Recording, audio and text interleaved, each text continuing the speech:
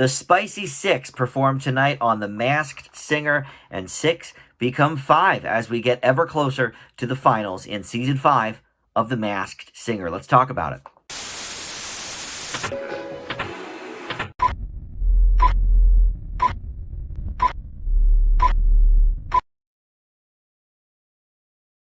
Hey guys, Dan here, and this is Dan Reviews It, my Masked Singer recap and reaction video for the Spicy Six, as they call it. That's the Yeti, Robo Pine, Piglet, Black Swan, the Russian Dolls, and the Chameleon. I've got my notes, tons of them here. We're going to talk about the clues, we're going to talk about the panel's guesses, and we're going to talk about guest panelist Chrissy Metz, who actually had some interesting guesses, for somebody this far into the competition who hasn't seen any of the other video packages with the clues. She actually made some pretty astute observations, so I like that.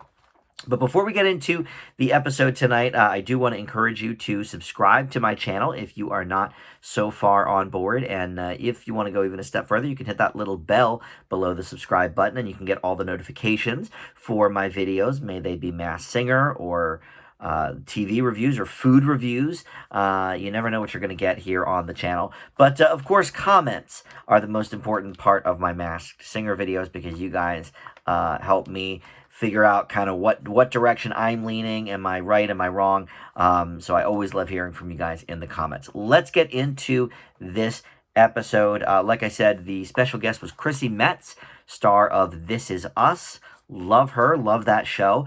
And she had some interesting guesses that I think could apply to many of these people. So let's just run right down the list. The theme of everybody's clue package tonight was that they are taking off their masks, and then they gave them like a astronaut helmet sort of thing, and asked them a question about how they define success or how their experience is going or whatever. And then they will answer that question. And then we see, of course, little clues spread out along the way. So the Yeti was up first.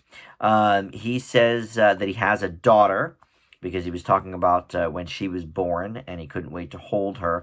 Now, we don't know if he has more kids than that, but he has at least that daughter. We saw chocolate ice cream cones. We saw a pacifier and a teddy bear.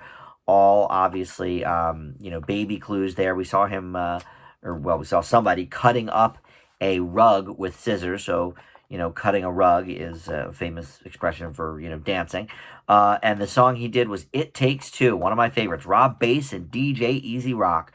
And then after the song, for the extra clue, they brought out a, mind reading machine, whatever, obviously fake, but they're, doing the bit. They've got bigger and bigger budgets every season on this show. So they brought it out and showed us what the person was thinking about. And so in the case of the Yeti, he was thinking about a corn cob. He said it just sort of popped into my mind. So pop star, we're thinking maybe.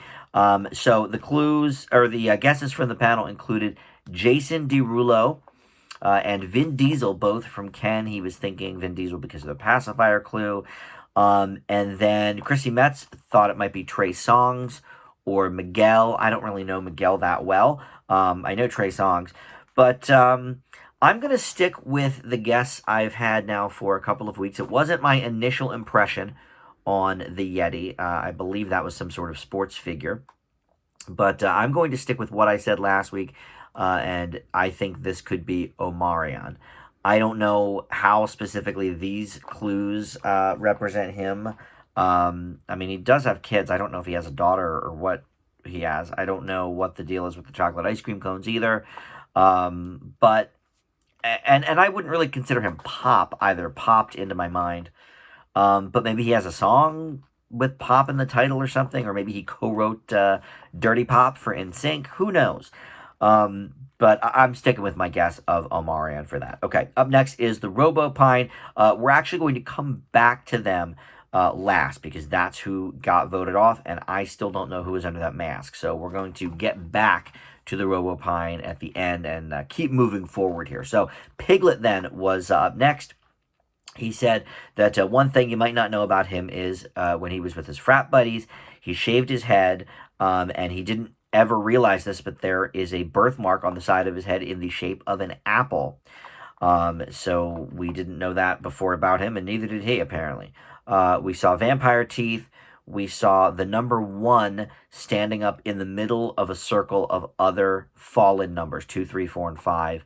Robin pointed out 4 on the floor, but I'm just thinking, he's one standout of 5. We saw gold bars, which Jenny, of course, thought maybe meant gold records. That always makes sense. And the song he did was Take a Look at Me Now, Against All Odds by Phil Collins. Great rendition of that song. I actually just got tickets today to go see Genesis in December. Very excited. I saw Phil Collins once live, but I've never seen Genesis, so nice to hear a Phil Collins track tonight on The Masked Singer. So for the mind reader clue, we didn't actually get to see it because Cloodle-Doo interrupted, our good friend the Cloodle-Doo. And he said what he remembers most about the Piglet is when he was catching touchdowns from Dan Marino. And, well, nothing since week 1 has dissuaded me from my guess on the Piglet. And I don't know how all of these clues match up. I certainly don't know anything about a birthmark. I don't know much about the vampire teeth. The one out of the 5 is interesting because this person that I'm thinking of, his boy band only had 4 members, but there could be brothers. I know he has at least a brother that was in his old group. Maybe there's 5 of them.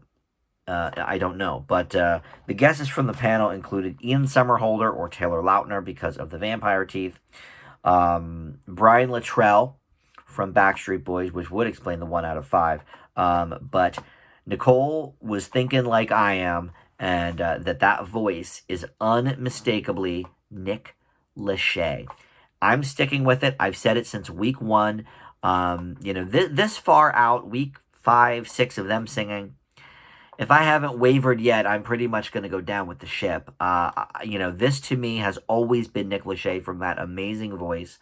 The 98 Degrees thing is throwing me, though, because there were only 4 members of that group. So if he's, I don't know, 1 out of, maybe the 4 represents all 4 of the 98 Degrees, and he went solo. But see, I don't know. I think it's 1 out of 5, but I can't figure out what that means for Nick Lachey. But either way, I think for sure it's him. The gold bars, he does certainly have gold records.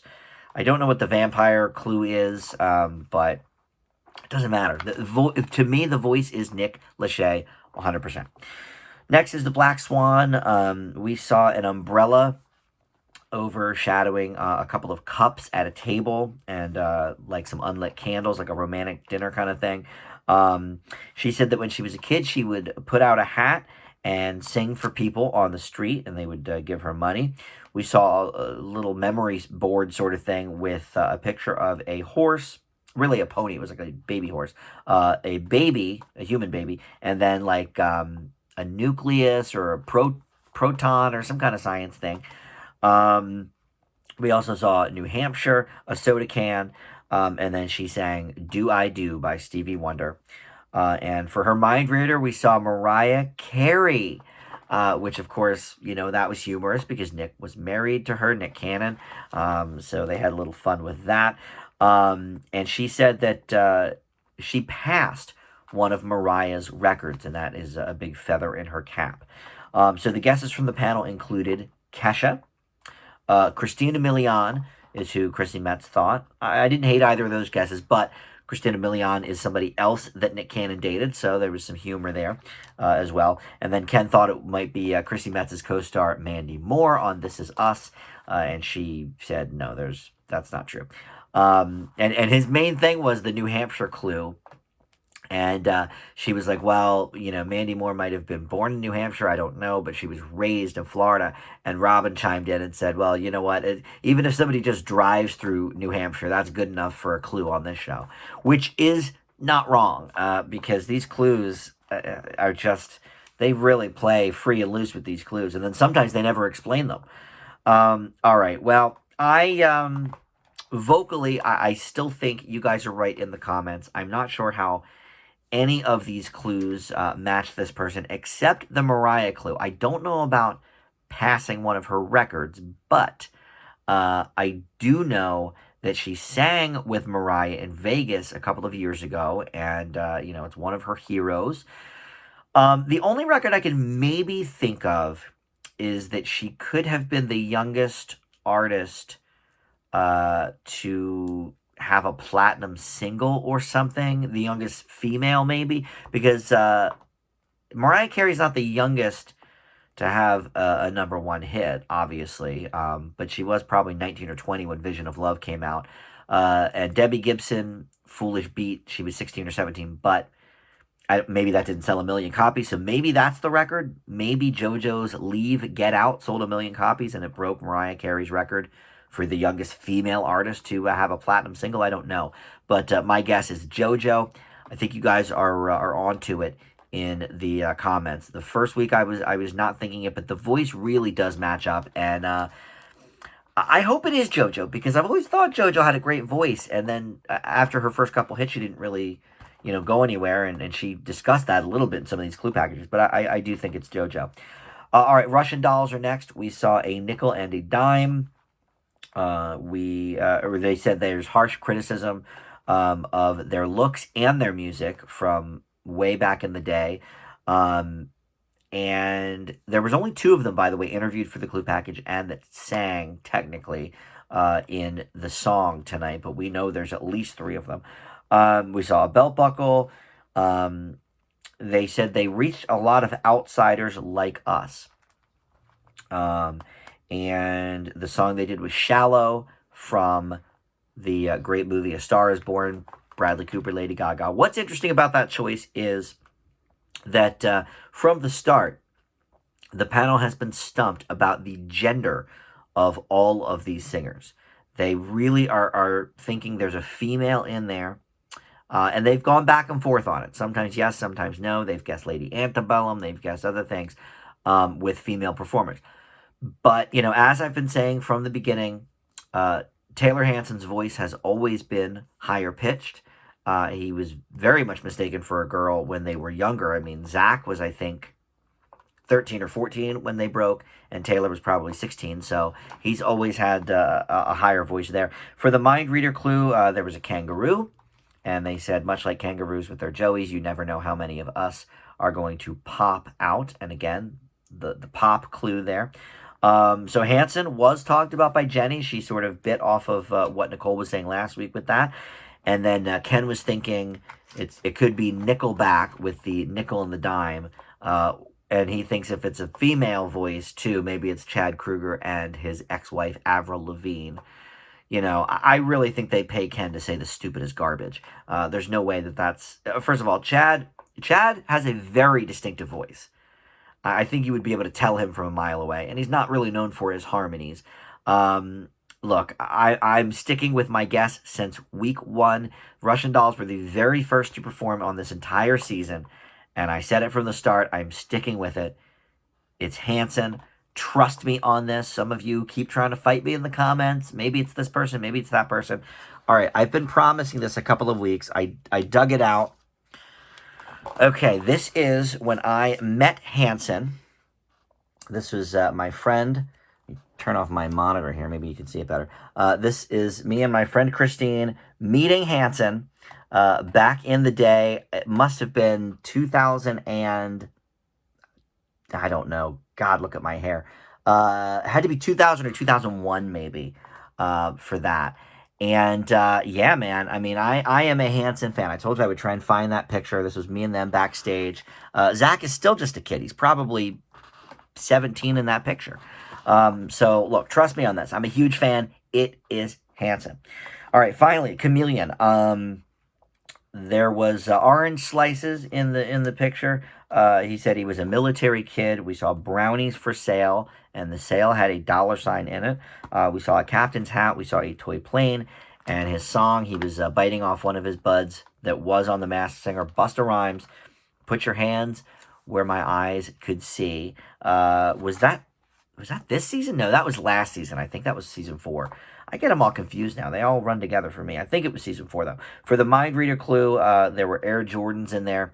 And only 2 clues from the panel.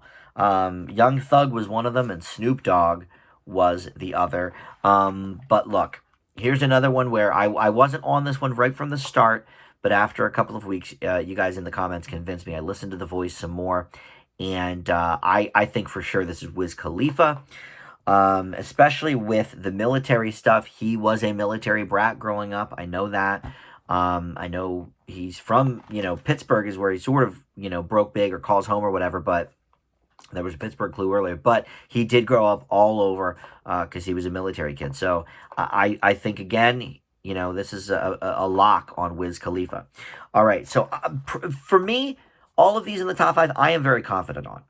Well, Yeti, I'm not as confident, but, Piglet, Nick Lachey, 100%, Russian Dolls, Hanson, 100%, and then Black Swan and Chameleon, I'm like 85 to 90% on those. So, interestingly enough, the one that gets booted off tonight, though, is Robo Pine, and that is the one that I have been stuck on since the beginning. I don't think there's ever been, I've been doing these videos since season 3 and a season of The Masked Dancer as well. I don't think there's ever been anybody that's been on the show more than like 3 weeks who I gave a different guess for every single week he was on. I've said Eric Estrada, I've said MC Hammer, I said Steve Harvey. Who did I say the first week? Babyface. I might have said Damon Wayans at some point. I know I brought him up in one of my thoughts. But either way, I have had a different answer every single week for Robo Pine. You guys threw my Steve Harvey out immediately. I thought one of my commenters, Deborah, really was on Steve Harvey, and she gave me a litany of the clues matching up, and I thought, all right, well, I have nothing else. I'll go with Steve Harvey. And you all were just, Steve Harvey can't sing. What are you talking about? So, all right, fine. I'm off of Steve Harvey then, I guess. But let's talk about the clues for the Robo Pine. He said his family was always on food stamps, but one thing he really loved growing up was when he went to a theme park on a school field trip. And he said kids now are riding on a ride that he's been a part of. We saw balloons there and a dartboard, sort of like they have at the carnivals and stuff. We saw a breakfast with eggs and toast. He said someone that was a huge part of, I don't know what he said, but he was still talking about whatever the ride was, I think. But he said a huge part of him was taken from him. We also saw comedy and tragedy masks. And his song was Water Runs Dry from Boys to Men. The mind reader showed us a light bulb. He said he's all about the creativity and he's always having ideas. So the guesses from the panel included Usher or Forrest Whitaker. I don't see Forrest Whitaker at all. Usher could be. Tyreese was talked about last week, and it was talked about again this week by a couple of different people. Specifically, Nicole, though, has really been on the Tyreese train. And so you guys have also been on the Tyreese train. So we're going to talk about that in a second. First, though, let's get to the first impression guesses from the panel. So Nicole, Jenny, and Ken, all for their first impression said Jamie Foxx, the classic, the great Jamie Foxx. He's going to do it one of these seasons. Is it this one? I'm not sure. Robin's original guess was Genuine. So Jenny was the only one that stuck with Jamie Foxx. She said, "Yep, I'm sticking with it. Put my money in the Jamie Foxx jar." Nicole switched it over to Tyreese. Robin thought it might be Terrence Howard at the end here, and Ken was thinking maybe Wesley Snipes. And Chrissy went with Tyreese as well. All right, now here is the deal. I think this is probably Tyreese, but, and it's mostly because of the voice. The clues for me don't match up until the clues this week, because obviously there's a Fast and Furious ride at Universal Studios. Paul Walker, huge part of Fast and Furious, he's dead now. So it's probably Tyreese, but you know what? The fact that they kept saying about he's 60 years old, he has grandkids. Now, some of you have pointed out in the comments that he had a recent album called Identity Thief or Identity Theft or something. So maybe he is in character as this 60-year-old person. I call bullcrap. If this is Tyreese, I am going to be genuinely annoyed at this show because that's just a flat out lie. That means anyone who's ever been involved with anything that has some sort of, mistaken identity or whatever can just claim that is the clue. So, if it's Tyreese, I don't think I deserve to get it, because I did listen. Remember, I said last week he was on Martin, the Martin episode that I happened to watch that day. I didn't even know he was going to be on, but he was singing on it, and I was like, okay, I got to listen hard if that sounds like Robopine. Kind of did, I don't know. But he also sang on Will and Grace, which might explain the comedy and tragedy masks that we saw in the clue package this week. He does both comedy and drama. It is probably Tyreese, but I think these clues are so BS on the 60-year-old thing and the grandson and the grandkids that, you know what, I refuse to say Tyreese, even though it probably is. We're going to find out in a minute. So, you know what, just because I think he will do the show sometime, I'm sure I'm wrong. I'm going to say Jamie Foxx. I'm going to go down with the ship and go down with Jenny and say this is our man, Jamie Foxx, who, again, I don't even know if he's quite 60 yet, but he's got grandkids, I'm sure, because his daughter's like in her mid-20s, I think, that does the beat Shazam. All right, I'm going to play. I'm telling you, if this is Tyreese, I'm going to be so annoyed because I want to see what they say for the reasoning behind the 60-year-old thing, if it's him. Let's see here what we got. All right. Bald head. Why is it Tyreese? How is it Tyreese? Oh my God, that's not cool. All right, I want to see why the 60-year-old thing. Okay. It's just not right. That's just a lie. All right, let's see. He is attractive. I do want to look his face, Nicole. All right, the light bulb is a clue to his hometown, Watts, and his album 2000 Watts. Okay, Chrissy did mention that he's from Watts. How does Chrissy know so much about R&B artists? She's really a fan. All right, so let's see.